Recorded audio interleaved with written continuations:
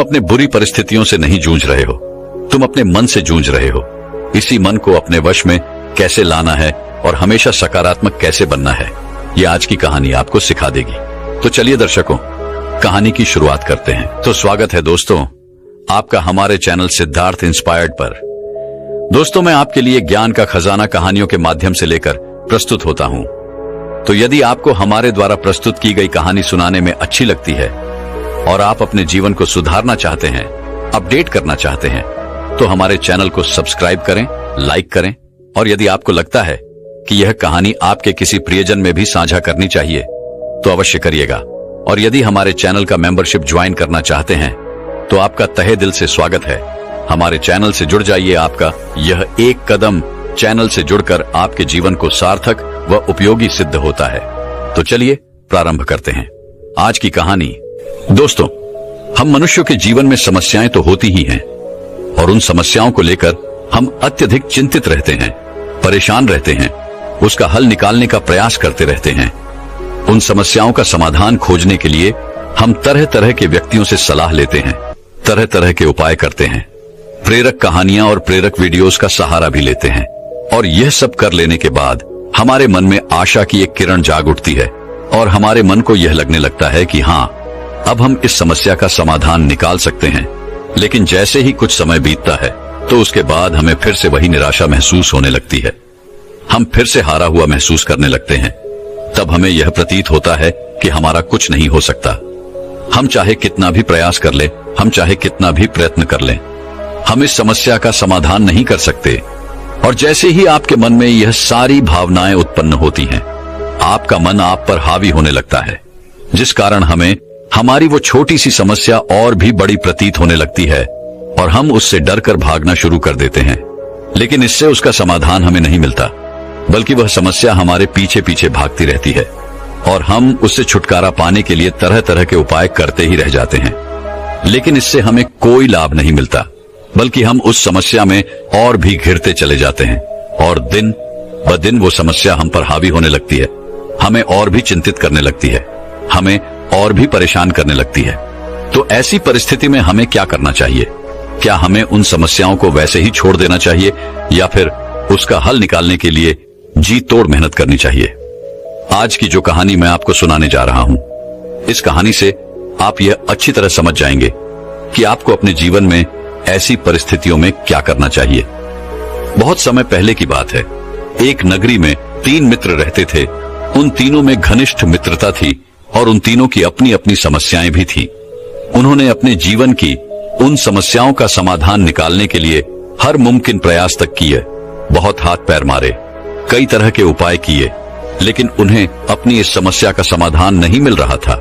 जब भी उनके सामने कोई नई समस्या उत्पन्न होती तो वह तीनों मिलकर अपनी उस समस्या का समाधान करने का प्रयास करते।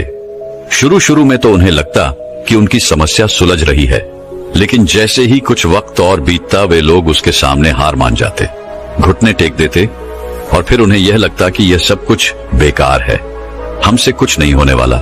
जिस समस्या के समाधान के लिए हमने इतने प्रयत्न किए, इतने उपाय किए, उसका तो कुछ हुआ ही नहीं। वह समस्या तो वैसे की वैसे ही खड़ी है। वह तीनों इसी बात को लेकर बहुत परेशान रहने लगे थे, बहुत चिंतित रहने लगे थे। उन तीनों ने मिलकर यह तय किया कि वह अपनी इस समस्या का समाधान अवश्य करके रहेंगे, चाहे कुछ भी हो जाए, वह इसका समाधान निकाल कर ही रहेंगे। उन तीनों ने एक लंबी यात्रा करने का निश्चय किया। उन्होंने यह सोचा कि कहीं ना कहीं कोई ना कोई तो उन्हें अवश्य मिल जाएगा जो उनकी इस समस्या का समाधान उन्हें अवश्य देगा। यही सोचकर उन तीनों ने इस यात्रा को आरंभ किया। वह कई दिनों तक यहां वहां भटकते रहे, लोगों से पूछते रहे, लोगों से उपाय लेते रहे, तरीके अपनाते रहे, लेकिन उनकी किसी भी समस्या का कोई समाधान उन्हें नहीं मिल रहा था। तभी एक दिन एक व्यक्ति उन्हें एक गुरु के बारे में बताता है और वह व्यक्ति उनसे कहता है कि जो भी व्यक्ति उनके पास जाता है और उनकी समस्या का समाधान अवश्य करते हैं, लेकिन याद रहे कि वह कभी भी किसी से भी जल्दी मिलते नहीं हैं और जिससे मिलते हैं उसकी समस्या का समाधान निश्चित है। उस व्यक्ति की यह बात सुनकर वह तीनों मित्र उन गुरु से मिलने के लिए आगे की ओर चल पड़ते हैं। वे गुरु एक ऊंची पहाड़ी पर छोटा सा आश्रम बनाकर रहा करते थे। उन तीनों ने जैसे तैसे उस आश्रम का सफर तय किया और उन गुरु के पास पहुंचे। उन गुरु ने जब उन तीनों को देखा तो वे कहते हैं, तुम तीनों कौन हो और यहाँ पर क्या करने आए हो? तुम यहाँ से लौट जाओ, यहाँ तुम्हारा कुछ नहीं होने वाला। इस पर उन तीनों में से पहला मित्र कहता है गुरुदेव, हमने आपके बारे में सुना है, आप सबकी समस्या का समाधान करते हैं। हम आपके पास बहुत दूर से आए हैं और हम आपसे अपनी समस्या का समाधान लिए बिना यहाँ से कहीं नहीं जाएंगे। आपको हमारी समस्या का समाधान करना ही होगा। इस पर वह गुरु उन तीनों से कहते हैं, तो ठीक है, मैं तुम्हारी समस्या का समाधान अवश्य करूंगा।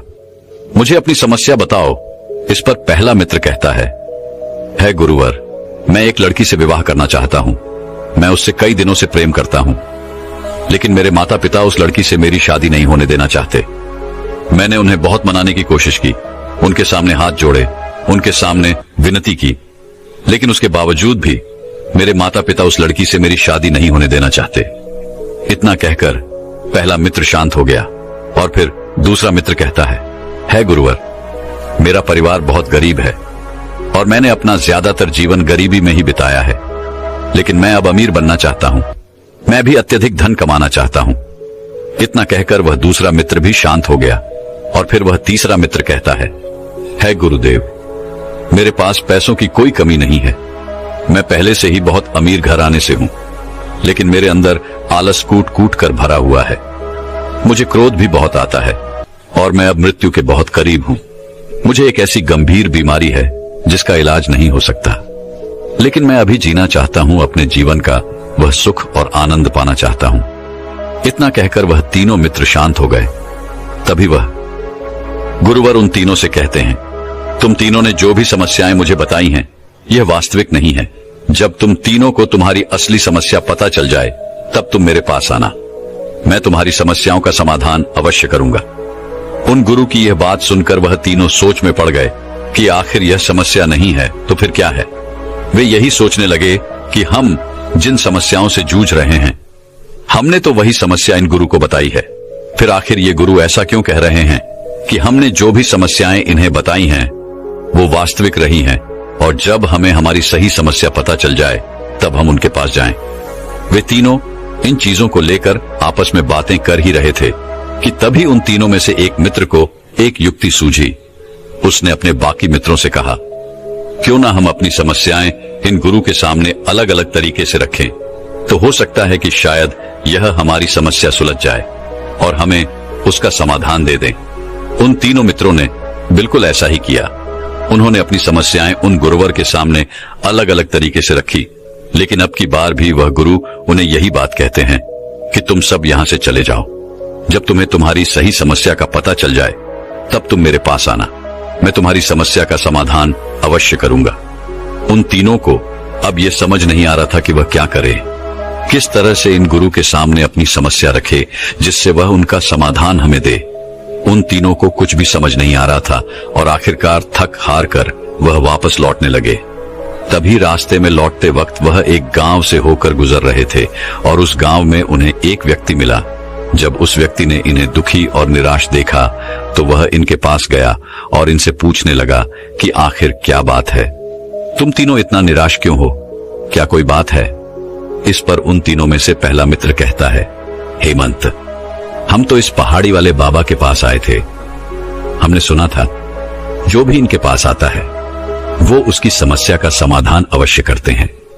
हम भी इनके पास अपनी समस्या का समाधान लेने आए थे, लेकिन इन्होंने तो हमें यह कहकर टाल दिया कि जाओ और जब तुम्हें तुम्हारी सही समस्या पता चल जाए तब तुम मेरे पास आना और मैं तब तुम्हें तुम्हारी समस्या का समाधान बता दूंगा। जबकि हमने तो अपनी सभी समस्याएं उनके सामने रख दी थी, लेकिन फिर भी ना जाने क्यों वह बार बार केवल एक ही राग अपनाए हुए हैं। इस पर वह गांव वाला व्यक्ति इन तीनों से इनकी समस्या पूछता है। वह तीनों मित्र एक एक करके अपनी समस्या उस व्यक्ति को बता देते हैं। इस पर वह व्यक्ति जोर से हंस पड़ता है और कहता है, मुझे तुम्हारी समस्या पता चल चुकी है। तुम तीनों उन गुरु के पास वापस जाओ और उनसे कहो कि हम तीनों की समस्या एक ही है और हमें इसका समाधान चाहिए। फिर देखो वो तुम्हें तुम्हारी समस्या का समाधान अवश्य देंगे। वह तीनों वापस उन गुरु के पास पहुंचे और उन गुरु को प्रणाम करके वे तीनों कहते हैं, है गुरुदेव, हमें हमारी समस्या का पता चल चुका है और हम तीनों की समस्या एक ही है। कृपया करके हमारी समस्या का समाधान करें। इस पर वह गुरु मुस्कुराने लगे और उन तीनों मित्रों से कहते हैं, तुम तीनों की समस्या का एक ही समाधान है। यदि तुमने उसे अपने जीवन में उतार लिया तो तुम्हारी सारी समस्याएं खत्म हो जाएंगी। इस पर वह तीनों मित्र उन गुरु से कहते हैं, है गुरु, वह कौन सा समाधान है? कृपया करके हमें बताइए। इस पर वह गुरुवर मुस्कुराते हुए उन तीनों से कहते हैं, तुम तीनों की समस्याओं का समाधान है ध्यान।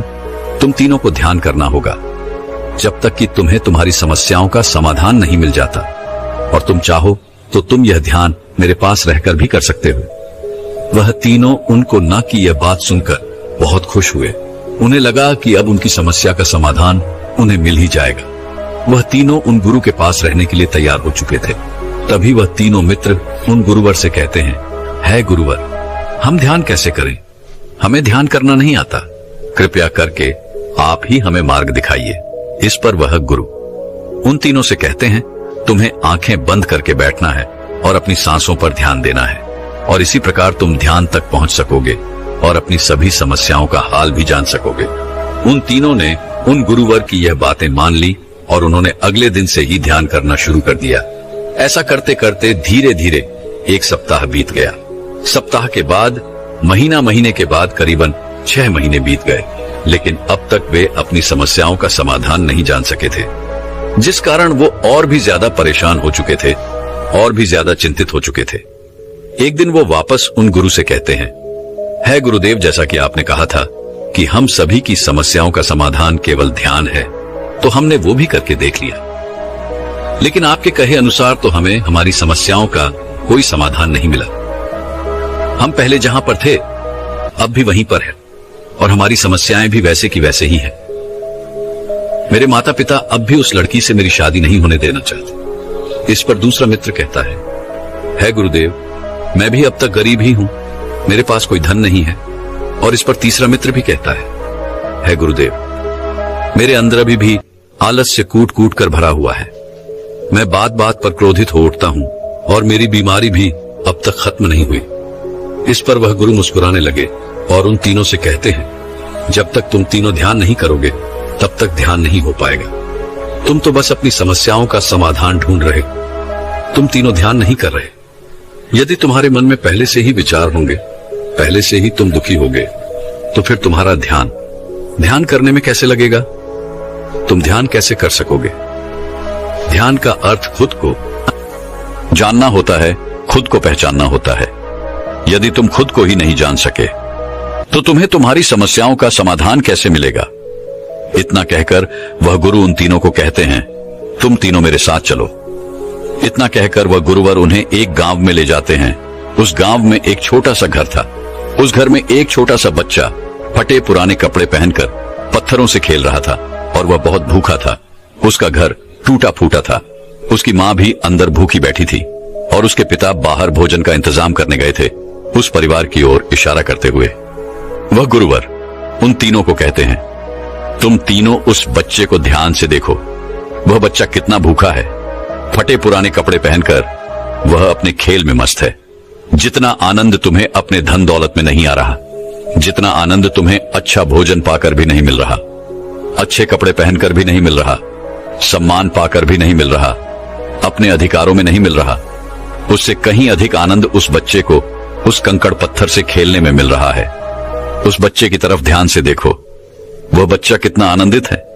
उसे जोरों की भूख लगी है, लेकिन इसके बावजूद वह खेल में मस्त है। अब तुम तीनों एक एक करके उसके पास जाओ और उससे उसका वह पत्थर खरीद कर लाओ। उन गुरु की आज्ञा मानते हुए पहला मित्र उस बच्चे के पास गया और उसे कहने लगा, बेटा, यह पत्थर मुझे दे दो। मेरे पास बहुत सारा धन है, मैं तुम्हें बहुत सारा धन दूंगा, लेकिन यह पत्थर मुझे दे दो। इस पर वह बच्चा उस पहले मित्रों को जवाब देते हुए कहता है, नहीं नहीं, मैं आपको नहीं दूंगा, यह मेरा है और मैं यह आपको नहीं दे सकता। उस बच्चे की यह बात सुनकर वह पहला मित्र वापस उन गुरु के पास लौट आया। उसके बाद वह दूसरा मित्र उस गरीब बच्चे के पास जाता है और उस गरीब बच्चे से कहता है, बेटा लाओ, ये पत्थर मुझे दे दो, मैं भी तुम्हारे इतना ही गरीब हूं, मेरे घर में भी खाने के लिए कुछ नहीं है। तुम देख सकते हो कि मैं भी एक गरीब परिवार से हूं, इसीलिए यह पत्थर मुझे दे दो। लेकिन अब की बार भी वह बच्चा नहीं मानता है और दूसरा मित्र भी वापस लौट आता है। अब की बार वह तीसरा मित्र उस बच्चे के पास जाता है और उस बच्चे से कहता है, बेटा यह पत्थर मुझे दे दो, मैं तुम्हें ढेर सारा भोजन ला कर दूंगा। यह बात सुनकर वह लड़का सोच में पड़ गया और कुछ देर सोच विचार करने के बाद वह तीसरे मित्र से कहता है, भैया मुझे 5 रोटी दे दीजिए। 2 रोटी मेरी माता खा लेंगी, 2 रोटी मेरे पापा के लिए और 1 रोटी मैं खा लूंगा, जिससे हमारा पेट भर जाएगा और उसके बाद मैं आपको यह पत्थर दे दूंगा। यह सुनकर वह तीसरा मित्र दौड़ा दौड़ा बाजार की ओर गया और वहां से उसने ढेर सारा भोजन लाया और उस बच्चे को थमा दिया।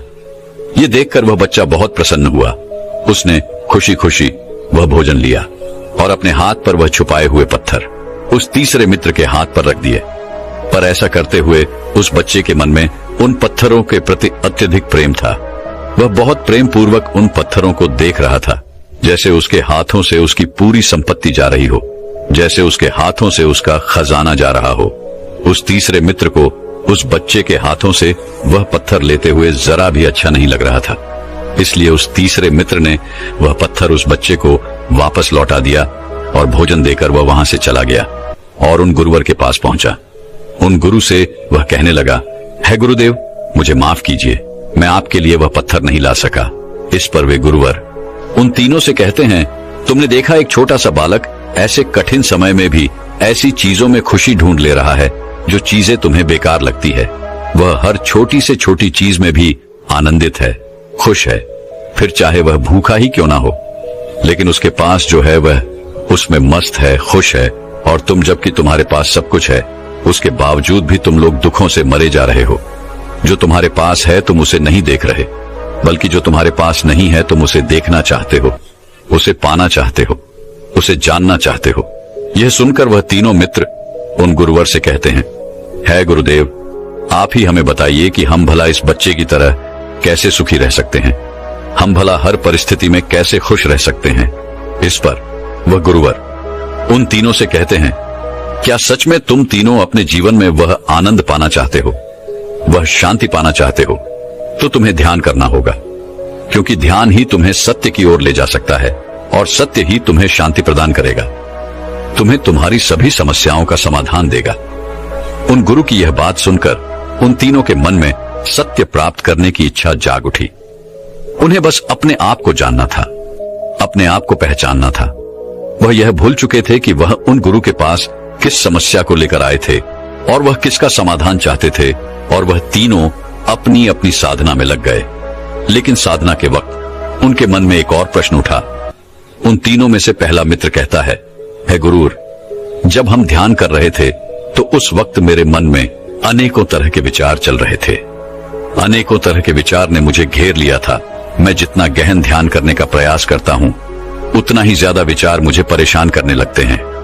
मैं उतना ही ज्यादा उन विचारों में गिरता चला जाता हूँ और मुझे निकलने का कोई रास्ता नजर नहीं आता। इस पर वह गुरुवर उन तीनों से कहते हैं, जब तुम ध्यान करते हो तो तुम्हें मन के रास्ते से ही होकर गुजरना होता है, और जब तुम मन के रास्ते से होकर गुजरोगे, मन के भीतर चलोगे, तो तुम्हें मन तरह तरह के विचार ही दिखाएगा, क्योंकि हमारा मन विचारों से ही तो बना है। और तुम जितना रास्ता तय करते जाओगे, मन तुमको रोकने का उतना ही अथक प्रयास भी करेगा। वह तुम्हें उतने ही अधिक विचारों में घेरता चला जाएगा ताकि तुम ध्यान करना छोड़ दो। और जब तुम ध्यान नहीं करोगी तब तुम्हारे मन में उतने विचार नहीं आएंगे। पर जैसे ही तुम ध्यान के लिए मन के रास्ते उतरते हो, वह तुम्हें तरह तरह के विचार दिखाना शुरू कर देता है। परंतु तुम्हें इन विचारों से डरना नहीं है, तुम्हें तो इन्हीं विचारों को पार करके आगे जाना है, तुम्हें रुकना नहीं है। और तुम्हारे रास्ते में यदि विचार आ रहे हैं और तुम्हारा मन तुम्हें रोकने का प्रयास कर रहा है, तो इसका अर्थ यह है कि तुम सही रास्ते पर हो। बस तुम्हें आगे बढ़ते जाना है और तुम्हें खुद को जानना है, पहचानना है। उन तीनों ने उन गुरुवर की सारी बातें अच्छी तरह समझ ली और वह ध्यान करने लग गए। धीरे धीरे उन्हें महीनों बीत गए और महीनों के बाद साल, लेकिन अब तक वो अपने आप को नहीं जान पाए थे। उन्हें कुछ भी ज्ञान नहीं हो पाया था। वो इस बात को लेकर अत्यधिक चिंतित रहते, परेशान रहते। उन्हें कुछ समझ नहीं आ रहा था कि आखिर वह क्या करें। तभी वह गुरु उन तीनों से कहते हैं, तुम्हारा मन तुम्हारे साथ खेल खेल रहा है, तुम्हारा मन तुम्हें दुखों की ओर खींच रहा है और दुखी मन कभी भी दया नहीं कर सकता। वह तो समस्याओं में ही उलझा रह जाता है। जैसे कि अब तुम्हारी समस्या ये है कि तुम करीबन 1 साल से ध्यान कर रहे हो, लेकिन तुम ध्यान को प्राप्त नहीं कर सके। इतना समय बीत चुका है और तुम अपने आप को अब तक जान नहीं पाए। तभी वह गुरु व उन तीनों को आकाश की ओर इशारा करते हुए कहते हैं, देखो उस आकाश की ओर देखो, उस आकाश में बादल मंडरा रहे हैं। उन बादलों को अपना दुख समझो, मन की चाल को समझो, जो सूर्य के प्रकाश को तुम तक आने से रोक रहा है। क्या तुम इन बादलों को रोक सकते हो? क्या तुम इन बादलों को हटा सकते हो? क्या तुम इनका कुछ कर सकते हो? इस पर वे तीनों मित्र उन गुरु से कहते हैं, नहीं गुरुवर, हम इस बादल का कुछ नहीं कर सकते। इस पर वह गुरुवर कहते हैं, तुमने ठीक कहा, तो फिर तुम इतना परेशान क्यों हो? तुम्हें तो यह देखना चाहिए कि कितने सुंदर बादल है और कितना सुंदर दृश्य है। तुम्हें तो इसका आनंद लेना चाहिए।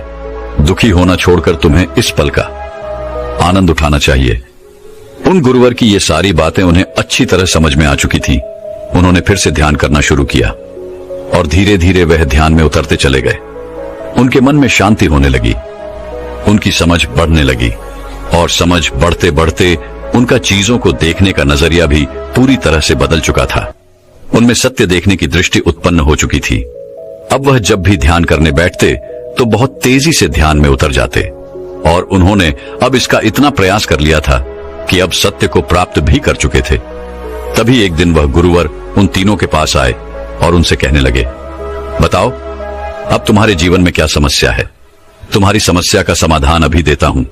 इस पर पहला मित्र कहता है गुरुदेव, जिसे मैं प्रेम समझ रहा था वह तो वासना थी, लगाव था, आदत थी जिसमें मैं सुख ढूंढ रहा था, वह तो खुद एक दुख का सागर था। तभी अगला मित्र कहता है गुरुदेव, जिसके पास जीवन है, जो स्वस्थ है, जो अनुभव कर सकता है, सोच समझ के साथ जी सकता है, वह अमीर है और बाकी सब गरीब है। जो जितना ज्यादा धनी है वह अमीर है, ऐसा उनका भ्रम है। वास्तविक तौर पर तो वह उतना ही ज्यादा दुखी है, परेशानियों से घिरा हुआ है और उतना ही गरीब है। आगे वह तीसरा मित्र कहता है गुरुदेव, जीवन के पहले और जीवन के बाद गहरी नींद है, पर जो इस समय पर भी आलस्य में डूबा रहता है वह कर्महीन है। ऐसे व्यक्ति अपने लिए नरक का निर्माण करते हैं। जो जाग रहा है, जो जागरूक है, उसे इस जीवन का आनंद मिलता है, और जो सो रहा है उसे केवल दुख। आगे वह कहता है कि जो खुद को ठीक से नहीं समझ पाते, जिनका खुद पर कोई नियंत्रण नहीं है, ऐसे नासमझ लोग अपने कर्मों के कारण क्रोध उत्पन्न करते हैं और यही क्रोध हमें नष्ट कर देता है। यही क्रोध हमारे विनाश का कारण भी बनता है। यही क्रोध हमारी सोच समझ को खा जाता है। हमारे अंदर जो ऊर्जा है उसे भी यह नष्ट कर देता है। लेकिन मनुष्य के जीवन में शांति ही परम सत्य है। क्रोध, भ्रम, ये सब झूठ है। आगे वह कहता है गुरुदेव, मैं बीमार हूं पर अब भी जीवित हूं। मृत्यु तो कभी भी किसी को भी आ सकती है, लेकिन जो वर्तमान में जी रहा है वह मृत्यु से कभी नहीं डरता, क्योंकि वह हर एक पल को भरपूर जी रहा है। वह अपने आप में संपूर्ण होता है। उसके मन में न तो कोई इच्छाएं होती हैं, ना ही कोई कामना और ना ही कोई वासना। वह हर पल हर दिन एक नया जीवन जीता है। उसके लिए हर दिन नया है, खास है। इन तीनों की यह बातें सुनकर वह गुरुवर मुस्कुराने लगे और उन तीनों से कहते हैं, तो इसका अर्थ क्या हुआ? तो क्या तुम तीनों की समस्याएं समाप्त हो चुकी हैं? क्या तुम्हें तुम्हारी समस्याओं का समाधान मिल चुका है? इस पर वह तीनों कहते हैं गुरुदेव, वो तो समस्याएं थी ही नहीं, बस हम ही उसे समस्या समझ रहे थे।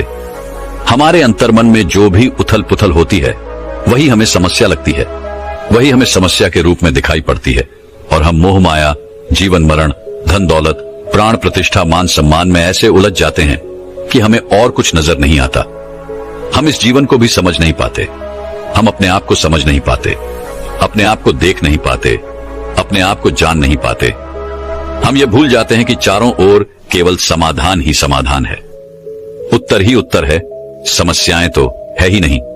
इतना कहकर उन तीनों ने उन गुरुवर को प्रणाम किया और वापस अपने घर की ओर लौट गए। दोस्तों, हम भी अपने जीवन में ऐसी बहुत सी चीजों के अंदर फंसे हुए हैं जो हमें लगता है क्या हमारी समस्या है, लेकिन वास्तविक तौर पर यह कोई समस्या नहीं है। समस्याएं तो हम खुद खड़ी करते हैं। और अगर आपके सामने भी ऐसी कोई समस्या है तो इसका सत्य भी यही है कि आपकी इन समस्याओं का समाधान केवल दो ही लोग कर सकते हैं, एक तो है समय और दूसरा आप खुद। दोस्तों, मैं उम्मीद करता हूं कि यह कहानी सुनने से आपके जीवन में अच्छे बदलाव आए होंगे। आपको इस वीडियो से क्या सीखने मिला, ये कमेंट करके जरूर बताइए और अपने परिवार, दोस्तों या आपके करीबी इंसान के साथ ये कहानी शेयर करके उन्हें भी इस ज्ञान से परिचित करवाए। बाकी अगर आपको यह वीडियो दिल से अच्छी लगी हो तभी इस वीडियो को लाइक कर देना, और आपने अब तक इस चैनल को सब्सक्राइब न किया हो तो चैनल को सब्सक्राइब भी जरूर कर देना। आपका हर दिन शुभ हो और खुशियों से आपका जीवन भरा रहे। धन्यवाद। नमो बुद्धाय। दुनिया में ऐसी कौन सी जगह है जहां पर मन की शांति और आंतरिक आनंद की अनुभूति हो सकती है? कैसे कोई भी मनुष्य जिंदगी के असली आनंद को प्राप्त कर सकता है? इस विषय पर एक बौद्ध भिक्षु की कहानी मैं आज आपको सुनाऊंगा। तो चलिए उस रोचक कहानी की शुरुआत करते हैं। दोस्तों, बहुत समय पहले की बात है। एक नगरी में एक युवक रहा करता था। कहने को तो उसके पास सब कुछ था, माता पिता, बच्चे, पत्नी, रहने के लिए अच्छा घर, खाने के लिए अच्छा भोजन, पहनने के लिए अच्छे कपड़े। लेकिन फिर भी वह हमेशा चिंतित रहता, परेशान रहता। वह अच्छा कमा भी लेता था, लेकिन फिर भी उसे चैन नहीं था। उसके मन को सुकून नहीं था। वह हमेशा बेचैन रहता और सुकून की तलाश में रहता। वह अपने आसपास के कुछ लोगों को हमेशा घूमते फिरते देखता, हमेशा खुश रहते देखता। उसे लगता कि शायद जीवन का असली सुकून घूमने फिरने में है, मजे करने में है और खुश रहने में है। मित्रों के साथ अलग अलग जगहों पर घूमने जाना, मौज मस्ती करना, यही जीवन का सुकून है। तभी एक दिन उस व्यक्ति की मुलाकात एक ऐसे व्यक्ति से हुई जो हर दिन केवल घूमा करता, मौज मस्ती किया करता। इसके अलावा उसके पास और कोई काम नहीं था। उस युवक ने उस घूमने वाले व्यक्ति से कहा, मित्र, तुम्हें घूमने फिरने में तो बहुत आनंद आता होगा। हर जगह नई नई चीजें देखने को मिलती होंगी, हर जगह कुछ नया सीखने को मिलता होगा। तुम्हारे जीवन में तो बहुत खुशियां हैं, तुम हमेशा खुश रहते होगे, तुम्हारे जीवन में बहुत सुकून भी होगा, तुम चैन से अपना जीवन व्यतीत कर रहे हो। तभी उस घूमने फिरने वाले व्यक्ति ने उस दूसरे व्यक्ति से कहा, नहीं मित्र, ऐसे बिना मकसद के इधर उधर घूमना, इसमें मुझे कोई आनंद नहीं आता, इसमें मुझे कोई सुख नजर नहीं आता और ना ही मैं चैन से रह पाता हूं। मुझे तो एक घर चाहिए जहां पर मैं चैन से रह सकूं, चैन से सो सकूं, चैन से खा सकूं और अपना जीवन व्यतीत कर सकूं। जब हमारे पास एक परिवार होता है, जिम्मेदारियां होती हैं, तभी जीवन का आनंद आता है। इस तरह का अकेला जीवन भला कौन जीना चाहेगा? यूं अकेले इस जीवन को बिताना कितना भारी पड़ता है, इस बात का तुम्हें एहसास भी नहीं। मेरे जीवन में कोई आनंद नहीं है, मेरे जीवन में कोई सुकून नहीं है। उस घूमने फिरने वाले व्यक्ति की यह बात सुनकर उस व्यक्ति का यह भ्रम टूट गया कि घूमने फिरने में मजा आता है, आनंद आता है और इसी में जीवन का सुख है। तब वह व्यक्ति एक ऐसे व्यक्ति की तलाश में निकल पड़ा जो उसे यह कह सके कि उसका जीवन वह सुकून से बिता रहा है। उसने सभी से जाकर यह पता करना शुरू किया कि क्या उनका जीवन वह चैन से बिता रहे हैं। सबसे पहले वह एक व्यापारी के पास गया और उसने उस व्यापारी से कहा, आपके पास तो इतना धन है, शानो शौकत है, अच्छा खासा व्यापार है, सब कुछ अच्छा चल रहा है, आपकी जिंदगी तो बड़े सुकून से बीत रही होगी। तभी वह व्यापारी उस व्यक्ति से कहता है, कैसा सुकून? मुझे तो हमेशा यह चिंता सताती रहती है कि मेरा व्यापार कहीं डूब गया, कहीं मुझे अपने व्यापार में घाटा हुआ तो मैं क्या करूंगा। हर वक्त मेरे विरोधी मेरा व्यापार मुझसे छीनने का प्रयत्न करते रहते हैं। यदि वह मुझसे आगे निकल गए तब तो मेरा व्यापार पूरी तरह से चौपट हो जाएगा। तो ऐसे में मुझे सुकून कहाँ है? मैं तो हमेशा परेशान रहता हूँ, चिंतित रहता हूँ। उस व्यापारी की यह बात सुनकर वह व्यक्ति वहां से चल पड़ता है और फिर जाकर एक किसान से यही बात करता है। तब वह किसान कहता है, कैसा सुकून मित्र, हर वक्त ये चिंता सताती रहती है कि कहीं मेरी फसल अच्छी ना हुई तो मैं क्या करूंगा। अपने परिवार का पालन पोषण मैं कैसे कर पाऊंगा। अपने परिवार के खाने के लिए 2 वक्त की रोटियों का इंतजाम मैं कैसे कर पाऊंगा। तो ऐसे में सुकून है ही कहां, हर वक्त केवल चिंता है, परेशानी है। वह व्यक्ति उस किसान से मिलकर आगे की ओर बढ़ा। उसके बाद वह एक मजदूर के पास पहुंचा और उसी प्रकार एक अधिकारी के पास भी गया। जहां जहां वह जा सकता था, जहां जहां वह सोच सकता था, वह सबके पास गया, लेकिन उसे कहीं भी कोई भी ऐसा व्यक्ति नहीं मिला जो यह कह सके कि उसके जीवन में खुशियां हैं, उसके जीवन में वह सुकून है और वो अपने उस जीवन को बड़ी ही सुकून के साथ जी रहा है और उसे अपने जीवन में अब कुछ नहीं चाहिए। जो कुछ चाहिए था वो उसे मिल चुका है। जब वह सबसे मिलकर थक चुका और उसे कोई ऐसा व्यक्ति नहीं मिला, तब वह राजा के पास पहुंचा और उसने राजा से कहा, है महाराज, यदि आपकी आज्ञा हो तो मैं आपसे एक प्रश्न पूछना चाहता हूं। राजा ने उस युवक की बात सुनी और उस युवक से कहा, अवश्य। तभी वह व्यक्ति राजा से कहता है राजन, क्या आपके जीवन में सुकून है? आपके पास तो वह सब कुछ है जो एक व्यक्ति को चाहिए, धन, दौलत, ऐश्वर्य, वैभव, शान और शौकत। आपके पास तो किसी चीज की कोई कमी नहीं है। जो चीज आपको चाहिए वह आपको तुरंत मिल जाती है और मुझे लगता है कि आप ही वो हैं जो अपने जीवन को सुकून के साथ जी रहे होंगे। तो क्या आपके जीवन में सुकून है? राजा उस युवक की यह बात सुनकर जोर से हंस पड़ा और कहने लगा, युवक, जो सुकून तुम अपने जीवन के लिए ढूंढ रहे हो वही तो हम भी ढूंढ रहे हैं। कहने को तो हमारे पास सब कुछ है, पर हमेशा कुछ ना कुछ कमी लगी ही रहती है। बस वही छोटी सी कमी हमारे जीवन का सुख, चैन सब लूट कर चली जाती है। लेकिन यदि तुम्हें कहीं सुकून मिल जाए तो मुझे भी अवश्य बताना, क्योंकि हमें भी अपने जीवन में सुकून की सख्त आवश्यकता है। हम भी अपने जीवन को चैन से जीना चाहते हैं। राजा की यह बात सुनकर वह युवक निराश होकर वापस घर की ओर लौट रहा था और उसे यह भी यकीन हो चुका था कि किसी भी मनुष्य के जीवन में कभी भी सुकून जैसी कोई चीज नहीं हो सकती। एक मनुष्य हमेशा अधूरा ही रहता है, वह हमेशा बेचैन ही रहता है। उसकी इच्छाएं कभी पूरी नहीं हो सकती, वह कभी भी तृप्त नहीं हो सकता। वह यह सोचता हुआ अपने घर की ओर आगे बढ़ रहा था कि तभी उसने एक वृक्ष देखा। वह वृक्ष उसे अति सुंदर लग रहा था, जिस कारण वह वहीं पर बैठ गया और मन ही मन यह बड़बड़ा रहा था कि इस दुनिया में कोई सुखी नहीं है। हर कोई अपनी अपनी समस्याओं से परेशान है। किसी को किसी चीज की कमी है तो किसी के पास सब कुछ होते हुए भी वह अपने मन से, अपने इच्छाओं से परेशान है। तभी अचानक पीछे से एक आवाज आई और जब उस व्यक्ति ने पीछे मुड़कर देखा तो वहां पर एक साधु खड़े थे। वह साधु उस व्यक्ति से कहते हैं, बेटा, बहुत जोरों की भूख लगी है, क्या कुछ भोजन मिलेगा? तभी वह युवक उन साधु से कहता है महाराज, आप जितना कहेंगे मैं आपको उतना भोजन दूंगा, लेकिन उससे पहले आपको मेरे एक सवाल का जवाब देना होगा। उन साधु ने कहा, पूछो, तुम क्या जानना चाहते हो? तभी वह युवक उन साधु से कहता है महाराज, मैं तो बस इतना जानना चाहता हूं कि क्या इस सृष्टि में कोई ऐसा व्यक्ति है जिसके जीवन में सुकून है? मैंने बहुत तलाश की, मैंने कई लोगों से बात की, उनके बारे में जाना, उनके जीवन के बारे में जाना, लेकिन हर कोई एक ही बात कहता है कि वह अपनी कुछ ना कुछ समस्याओं से हमेशा परेशान ही रहते हैं। उन्हें एक पल के लिए चैन नहीं है। यहां तक कि मैं राज्य के राजा के पास भी गया था, उन्होंने भी यही बात कही कि किसी न किसी चीज की कमी के कारण हमेशा मन बेचैन रहता है, इसे एक पल के लिए चैन नहीं रहता। तभी वह साथ उस युवक की इस बात का जवाब देते हुए कहते हैं, बेटा, तुम गलत खोज रहे हो। इस सृष्टि में जितने भी व्यक्ति हैं सभी के पास सुकून है। ये बात सुनकर वह व्यक्ति चौंक उठा और उन साधु से कहता है, यह आप क्या कह रहे हैं? मैंने हर जगह खोजबीन की, हर जगह लोगों से पूछताछ की, लेकिन किसी ने भी ये नहीं कहा कि वो अपना जीवन सुकून से बिता रहा है। और दूसरों की बात क्या करना, मैं तो खुद अपने जीवन में किसी न किसी इच्छाओं को लेकर, किसी न किसी परिस्थितियों को लेकर हमेशा चिंतित ही रहता हूं। फिर भला आप ये कैसे कह सकते हैं कि सबकी जिंदगी चैन से भरी हुई है, सभी के जीवन में सुकून है?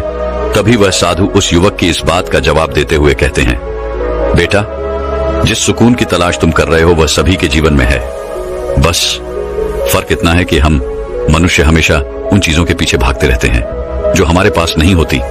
तभी वह युवक उन साधु से कहता है महाराज, आप क्या कहना चाहते हैं? मुझे आपकी बात समझ नहीं आई, कृपया आप इसे साफ स्पष्ट तौर पर समझाइए।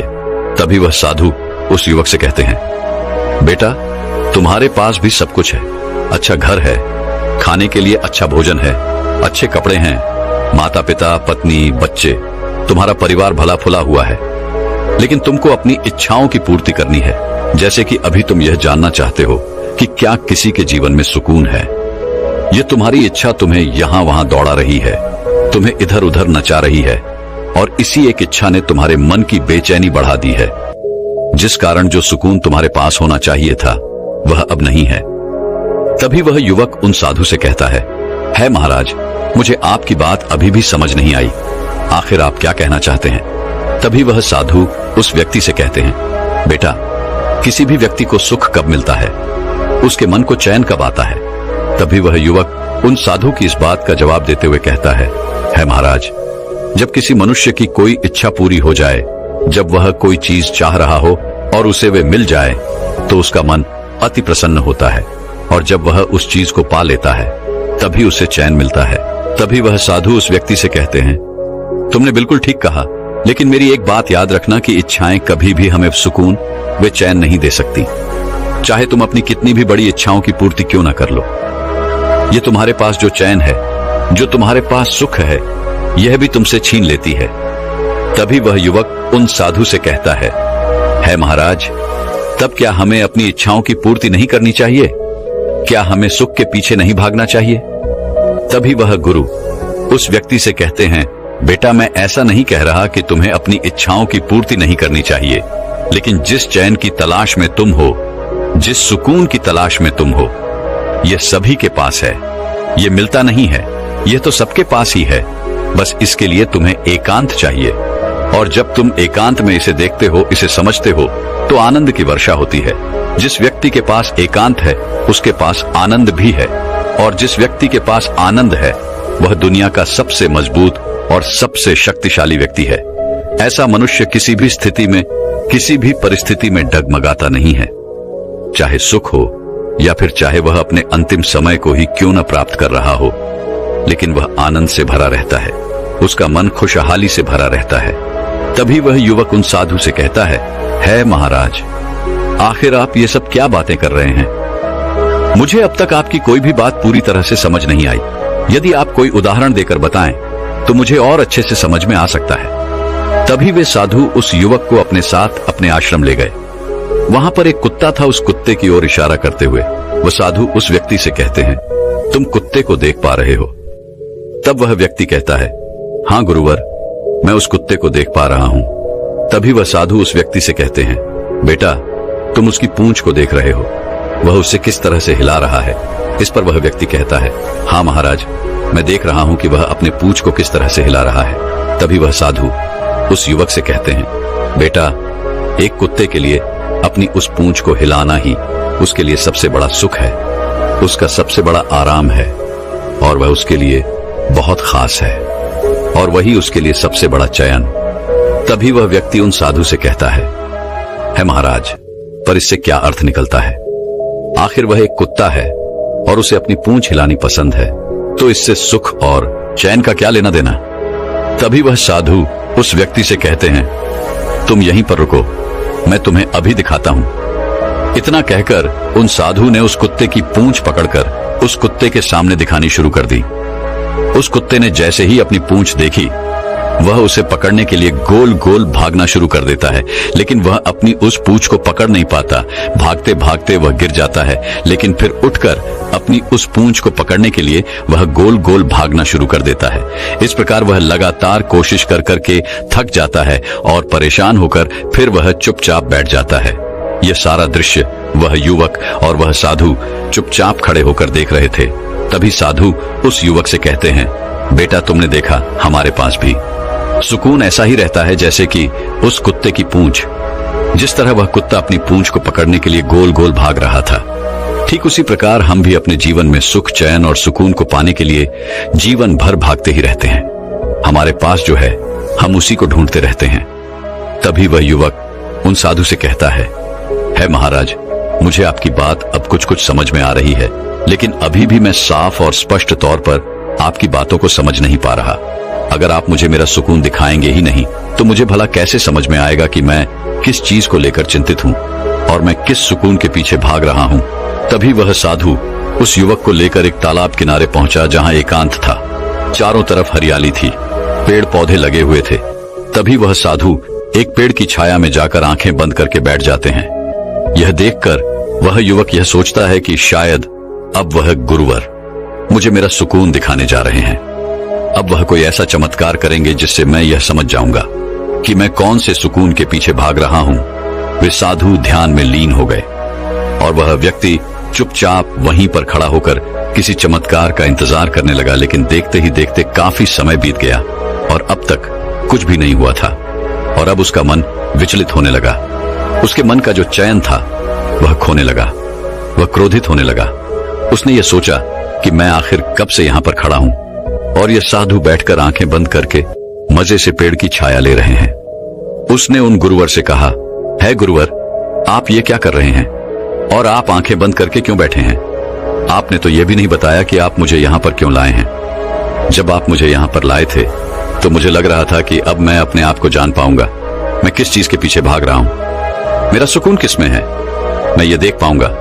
लेकिन आप तो यहाँ पर आकर खुद ही पेड़ की छाया में बैठकर आंखें बंद करके पता नहीं किस चीज का आनंद ले रहे हैं। लेकिन वह साधु कुछ नहीं कहते, उस युवक की किसी बात का जवाब नहीं देते। यह देखकर वह युवक अत्यधिक क्रोधित होता है और उनसे न जाने क्या क्या कहने लगता है। इधर उधर टहल कर आता है इस इंतजार में कि अब वह साधु आंखें खोलेंगे और उसके सवालों का जवाब देंगे। लेकिन देखते ही देखते समय बीतता जा रहा था और काफी समय के बाद अब उस व्यक्ति को प्यास लग चुकी थी। उसने पासी के तालाब से पानी पिया और एक पेड़ की छाया में जाकर वह बैठ गया। काफी देर के बाद भी जब उन साधु ने अपनी आंखें नहीं खोली तो उसे बैठा नहीं रहा गया। वह वहीं पर लेट गया, आकाश की ओर देखने लगा और उसने यह भी उम्मीद छोड़ दी थी वे साधु उसके किसी भी सवाल का कोई जवाब देंगे। वह चुपचाप होकर केवल लेटा रहा। तभी अचानक कुछ समय बाद उसे कुछ आवाजें सुनाई देने लगी। पक्षियों की आवाज, जानवरों की आवाज, पानी की आवाज, हवाओं के बहने की आवाज, जिसे सुनकर उसे बड़ा आनंद आ रहा था, उसे बड़ा चैन मिल रहा था। यह सुनते सुनते उसका मन पूरी तरह से शांत हो गया और उसे नींद आ गई। कुछ समय बाद जब उसने आंखें खोली तो उसने देखा कि वह साधु उसके पास ही खड़े हैं और उठते ही उस युवक ने उन साधु से कहा, है महाराज, आपने तो मुझे मेरा सुकून दिखाया ही नहीं। मैं इतनी देर से परेशान हो रहा था, लेकिन आप हैं कि आंखें खोलने का नाम ही नहीं ले रहे थे। तभी वह गुरु उस व्यक्ति से कहते हैं, बेटा, तुम अब परेशान हो रहे हो, लेकिन क्या इसके पहले तुम्हें आनंद की अनुभूति नहीं हुई? क्या तुम्हें वे सुख, वे चैन, वे सुकून नहीं महसूस हुआ?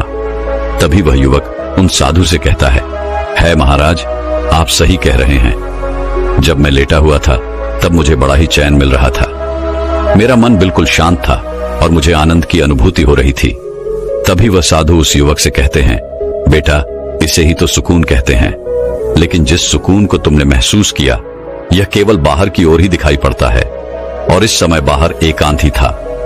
तुम्हारा शरीर थक चुका था, तुम और कुछ नहीं कहना चाहते थे, तुम आराम करना चाहते थे, तुम्हारा मन अब और कुछ नहीं सोचता था, जिस कारण तुमने उस आनंद को महसूस किया जो हमेशा हमें केवल एकांत में ही मिलता है। लेकिन जैसे ही तुम अपने नींद से बाहर आए, तुम्हारे मन में फिर वही सवाल खड़ा हो गया। फिर तुम उसी तलाश के लिए तैयार हो गए, जिस कारण तुम्हारे मन में फिर से वही जिज्ञासा उठने लगी कि आखिर वह सुकून कहां पर है। लेकिन अपनी इस तलाश के चक्कर में तुम यह भूल गए कि तुमने कुछ देर पहले ही उस आनंद की अनुभूति की है, उस चयन को पाया है जो तुम्हारे पास पहले से ही है। तभी वह युवक उन साधु से कहता है महाराज, आप सही कहते हैं, मैंने अपने सुकून को पहचान लिया है। मैंने यह जान लिया है कि आखिर सुकून क्या होता है, आनंद क्या होता है, चयन क्या होता है और सुख किसे कहते हैं। लेकिन अब भी मेरा एक प्रश्न शेष है। तभी वह साधु उस व्यक्ति से कहते हैं, पूछो, अब क्या रह गया है? तभी वह युवक उन साधु से कहता है महाराज, आपने मुझे आनंद की अनुभूति तो करवा दी, लेकिन अब मैं यह जानना चाहता हूं, क्या इसके लिए मुझे अपना घर बार छोड़ना होगा? क्या मैं अपना हर कार्य छोड़कर किसी एकांत जगह पर या किसी तालाब के किनारे जाकर इस तरह से बैठा रहा हूं? इससे तो मेरा जीवन नहीं चलने वाला, और अगर ऐसा ही है तो फिर से मैं कभी भी उस आनंद की अनुभूति नहीं कर पाऊंगा।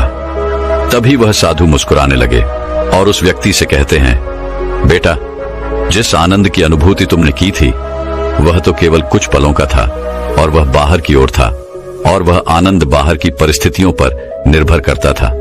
लेकिन जिस एकांत की तुमने अनुभूति की थी, यदि तुम उसे अपने भीतर की ओर उतार लो तो तुम हमेशा ही अपने उस सुकून को पा सकते हो, उस आनंद की अनुभूति कर सकते हो। उसके बाद तुम चाहे कहीं भी रहो, चाहे भीड़ में ही क्यों न रहो, इस संसार के सारे कार्य करते हुए भी तुम हमेशा एकांत में रहोगे, सुकून से रहोगे। तब तुम जो भी करना चाहोगे वह तुम अवश्य कर पाओगे। क्योंकि जिस काम में आनंद होता है, सुकून होता है, एकांत में जो भी कार्य किया जाता है वह हमेशा सफल होता है। तभी वह व्यक्ति उन साधु से कहता है महाराज, पर भीतर की ओर कैसे उतरा जाता है? मैं भीतर की ओर अपने इस आनंद की अनुभूति को कैसे प्राप्त कर सकता हूं?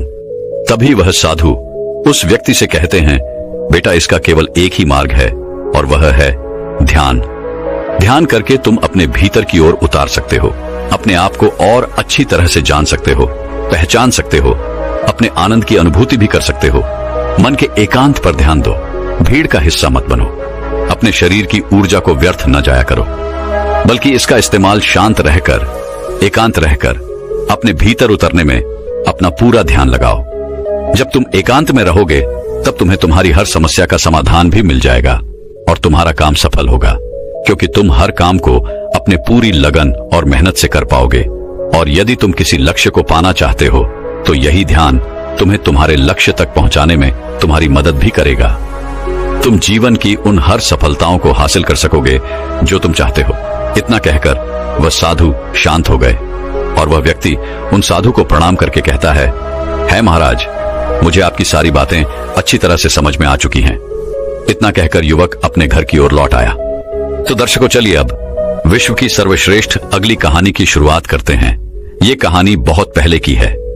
एक नगरी में एक व्यक्ति रहा करता था जिसका इस संसार से मन भर चुका था, जो इस संसार की मोह माया को त्याग देना चाहता था। उसने एक दिन फैसला किया, इस जीवन की हर मोह माया को त्याग देगा। उसने अपना मन बना लिया था। उस व्यक्ति ने सन्यासियों का जीवन देखा था और उसने ये तय कर लिया था कि वह भी अब एक सन्यासी बनेगा। वह तुरंत ही अपने घर से निकलकर वो तुरंत ही पास में रह रहे एक बौद्ध भिक्षु के पास जाता है और उनसे कहता है कि मुझे एक सन्यासी जीवन जीना है। मैं अब इस संसार की वह माया को त्याग देना चाहता हूं। मुझे सन्यासी का जीवन जीना है। इस पर वह बौद्ध भिक्षु उस व्यक्ति से कहते हैं, क्या तुम सच में एक सन्यासी जीवन जीना चाहते हो? क्या तुमने यह तय कर लिया है कि तुम्हें अब सन्यासी बनना है? इस पर वह व्यक्ति उन बौद्ध भिक्षु के सवाल का जवाब देते हुए कहता है, जी बिल्कुल, मैंने यह तय कर लिया है। मुझे इस संसार की मोह माया को त्यागना है। उस व्यक्ति की इस बात को सुनकर वो बौद्ध भिक्षु कहते हैं, तो ठीक है, लेकिन तुम्हें मेरी एक बात माननी होगी। उस पर वह व्यक्ति कहता है कि मैं आपकी सारी बातें मानने के लिए तैयार हूं। वह बौद्ध भिक्षु कहते हैं, तो ठीक है, आज के बाद तुम मुझसे कभी नहीं मिलोगे। जब मुझे लगेगा और मुझे कोई जरूरत होगी तो मैं तुम्हें खुद ही बुला लूंगा। हमारे आश्रम में 1000 से ज्यादा सन्यासी रहते हैं। तुम्हें भी उन्हीं की तरह रहना होगा, उन्हीं की तरह खाना होगा, उन्हीं की तरह पीना और उन्हीं की तरह वस्त्र पहनने होंगे। और जैसा वो जीवन जी रहे हैं, ठीक उसी प्रकार का जीवन तुम्हें भी जीना होगा। इस पर वह व्यक्ति कहता है कि ठीक है गुरुवार, मैं तैयार हूं। इतना कहकर वो उन बौद्ध भिक्षु को प्रणाम करता है, उनसे आज्ञा लेता है और आश्रम की ओर चला जाता है। आश्रम में जाने के बाद उसे एक कमरा मिलता है। उस कमरे में वो जाकर चुपचाप बैठ जाता है। आश्रम में रहने वाले सभी लोग उसे चावल कूटने का काम देते हैं। वह व्यक्ति हर रोज उन 1000 सन्यासियों के लिए चावल कूटने का काम करने लगा। जब भी वो थक जाया करता तो वो वहीं पर सो जाया करता था और जब उसकी नींद खुलती तो वापस वो अपने काम पर यानी कि चावल कूटने में लग जाया करता था। ठीक इसी प्रकार उस व्यक्ति के कई दिन बीत गए। उसे लगता था कि जब भी गुरुदेव को उसकी जरूरत होगी तो वो उसे खुद ही बुला लेंगे। उसे ये सोचने की जरूरत नहीं है कि उसे गुरुवर से मिलना चाहिए और इसी इंतजार में वो व्यक्ति इसी तरह से रहने लग जाता है। वह सुबह से शाम तक केवल चावल कूटने का ही काम करता रहता था, क्योंकि गुरु के कहे अनुसार उसने इसी काम को चुना था और उसे यही काम करने को कहा गया था।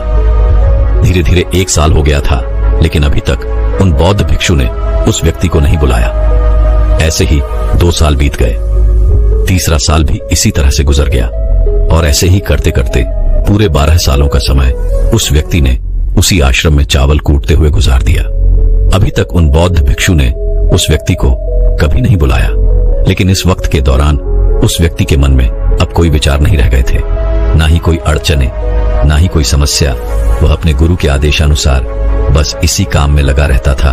12 सालों से वो इसी काम को कर रहा था और यह काम उसकी अब एक दिनचर्या बन चुकी थी। 12 सालों के बाद वो बहुत भिक्षु काफी बूढ़े भी हो चुके थे। उन्हें लगा था कि अब उनका अंतिम समय आ चुका है और उन्हें अब किसी एक उत्तराधिकार को चुनना ही होगा। इसलिए उन्होंने आश्रम में घोषणा करवा दी कि जो कोई भी मेरा उत्तराधिकार बनना चाहता है वो अंधेरी रात में मेरे कमरे की बाहरी दीवार पर 4 पंक्तियां लिखकर जाएगा और उन पंक्तियों में उसे ये बताना होगा कि इस जीवन को जीने का सही तरीका क्या है, इस जीवन को किस तरह से जीना सही है, इस जीवन का सत्य लिखना होगा। लेकिन एक बात याद रखना कि उसे यह खुद से ही लिखना होगा और खुद के जीवन का अनुभव बताना होगा। जो भी यह बताने में सफल हो जाएगा वही असली उत्तराधिकारी बन पाएगा। यूं तो उस आश्रम में रहने वाले सभी उन बौद्ध भिक्षु को बहुत माना करते थे, उनका आदर किया करते थे, लेकिन इस तरह से कोई भी उन्हें धोखा नहीं देना चाहता था। उन बौद्ध भिक्षु के सामने खुद को एक सही और सफल उत्तराधिकार साबित करना बहुत ही मुश्किल था। चाहत तो सभी शिष्यों के मन में थी कि वो एक उत्तराधिकारी बने, लेकिन कोई भी ये काम करना नहीं चाहता था। लेकिन उन 1000 शिष्यों में से एक ऐसा विद्वान शिष्य था जिसने हिम्मत की और अंधेरी रात में जाकर गुरुवर के कमरे के बाहर की दीवार पर यह लिख दिया कि मन एक दर्पण की तरह है जिसमें धूल जम जाती है। उस धूल को साफ कर दो तो सत्य अनुभव में आ जाता है और सत्य मिल जाता है। यह 4 पंक्तियां उस शिष्य ने बड़ी ही हिम्मत के साथ अपने गुरुवर की कमरे की बाहरी ओर लिख दिया। अगली सुबह जब वो बौद्ध भिक्षु उठे और अपने कमरे से बाहर आए तो उन्होंने ये 4 पंक्तियां पढ़ी और उन्होंने कहा कि आखिर किस मूर्ख ने मेरी दीवार को खराब कर दिया है, उसे पकड़कर अभी मेरे पास लेकर आओ। जब आश्रम में सभी लोगों ने पता किया तो यह पता चला कि वह विद्वान शिष्य रात को ही इन 4 पंक्तियों को लिखने के बाद आश्रम छोड़कर चला गया है, क्योंकि यह विचार उसके अपने नहीं थे और उसने जाते जाते अपने मित्रों से यह भी कह दिया था कि अगर सुबह गुरुवर को मेरी ये 4 पंक्तियां पसंद आई तो तुम मुझे बता देना, और अगर इन 4 पंक्तियों को पढ़ने के बाद गुरुवर नाराज होते हैं, क्रोधित होते हैं, तो उन्हें मेरा पता कभी मत बताना। ये सब देख उस आश्रम के सभी लोग बड़े ही चिंतित हो गए थे। उन्हें समझ नहीं आ रहा था कि इतनी अच्छी 4 पंक्तियां तो लिखी गई थी, फिर आखिर गुरुवर नाराज क्यों हो रहे हैं। इतने सत्य शब्द यहाँ पर लिखे गए हैं कि मन एक दर्पण की तरह है जिसमें शब्दों और विचारों की धूल जम जाती है। अगर उसे साफ कर दें तो सत्य का प्रतिबिंब हमें दिखाई देने लगता है। भला इसमें कुछ गलत क्या लिखा गया है जो गुरुवर इतना क्रोधित हो रहे हैं। गुरुवर कुछ ज्यादा ही सख्त लगते हैं। देखते हैं कि गुरुवर को ऐसा उत्तराधिकारी कहां से मिलता है जिसके पास इससे भी उच्च विचार होंगे। पूरे आश्रम में सभी लोग बस यही बातें कर रहे थे कि आखिर गुरुवर को उनका मन पसंदीदा उत्तराधिकार कहां से मिलेगा। उस आश्रम में रहने वाले 4 शिष्य आपस में यही बातें कर रहे थे और वह यह बातें करते करते उस चावल कुटने वाले व्यक्ति के पास से गुजर जाते हैं।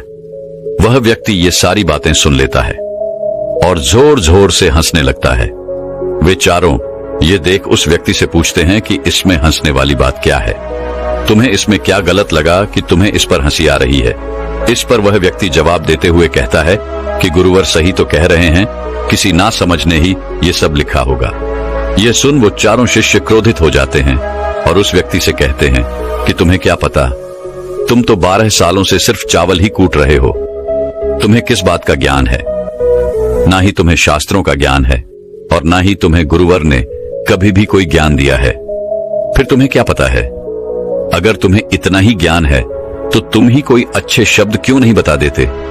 वह व्यक्ति हंसते हुए कहता है कि ठीक है, मैं जरूर बता दूंगा, लेकिन इतने सालों से मैं चावल कूट रहा हूं तो मुझे लिखने की आदत अब नहीं रही। मैं लिखना भूल गया हूं। मैं बातें तो बता दूंगा लेकिन किसी को लिखना पड़ेगा। और यह भी याद रखना कि मुझे उत्तराधिकारी बनने का कोई शौक नहीं है, और अगर किसी ने मुझे यह उपाधि देनी भी चाहिए तो मैं इसे ग्रहण नहीं करूंगा। मैं अपने कान पकड़ता हूं, लेकिन इन विचारों को कभी नहीं बताऊंगा। इस पर वो चारों शिष्य कहते हैं कि ठीक है, तुम्हें यह उपाधि कोई नहीं देगा, लेकिन वो क्या शब्द है, तुम बताओ तो सही, हम लिखते हैं। इस पर वह व्यक्ति कहता है कि अच्छा ठीक है, तब लिखो जो मैं कह रहा हूं। कैसा दर्पण, कैसी धूल, ना कोई दर्पण ना कोई धूल। जो इसे जान लेता है वो सत्य को प्राप्त हो जाता है। यह बात गुरु के कानों में पड़ जाती है। आधी रात को वह गुरु व उस चावल कूटने वाले व्यक्ति के पास आते हैं और उसे कहते हैं कि तुम यहां से चले जाओ, वरना यहां पर रहने वाले आश्रम के सभी 1000 लोग तुम्हें छोड़ेंगे नहीं। ये मेरा चोगा ले लो। तुम मेरा उत्तराधिकारी बनना चाहो या फिर ना चाहो, इससे कोई फर्क नहीं पड़ता कि तुम उत्तराधिकारी बनो या ना बनो। लेकिन जो शब्द तुमने कहे थे वही शब्द असली सत्य है और जीवन के अनुभव को दर्शाते हैं। इसलिए मन ही मन मैंने तुम्हें अपना उत्तराधिकारी मान लिया है। और अगर यह बातें इन 1000 आश्रम के लोगों तक पहुंच जाएगी तो फिर ये लोग तुम्हें छोड़ेंगे नहीं। ये लोग बर्दाश्त नहीं कर पाएंगे कि एक चावल कुटने वाला व्यक्ति उत्तराधिकारी भला कैसे बन सकता है, जिसे शास्त्रों का भी कोई ज्ञान नहीं है। वह भला कैसे सत्य को प्राप्त कर सकता है, वह भला आत्मज्ञान को कैसे प्राप्त कर सकता है। और यहां पर शास्त्र जाने वाले सभी लोग सिर्फ सर पीटते रह जाएंगे। इसलिए तुम यहां से चले जाओ और कहीं और अपनी दुनिया बनाओ। इस पर महात्मा बुद्ध ने भी अपने एक शिष्य से कहा था कि जब तुम्हारे मन के सारे विचार शांत हो जाएंगे, तुम्हारे भीतर विचार आना बंद हो जाएंगे, उस दिन तुम्हें सत्य का अनुभव हो जाएगा। तुम सत्य का अनुभव करोगे और खुद को और इस ब्रह्मांड को भी समझ पाओगे। और यही बुद्धत्व प्राप्ति का पहला कदम है। मन को शांत करने का पहला तरीका जो बोध ग्रंथों में बताया गया है वह है खुद के विचारों पर काम करना।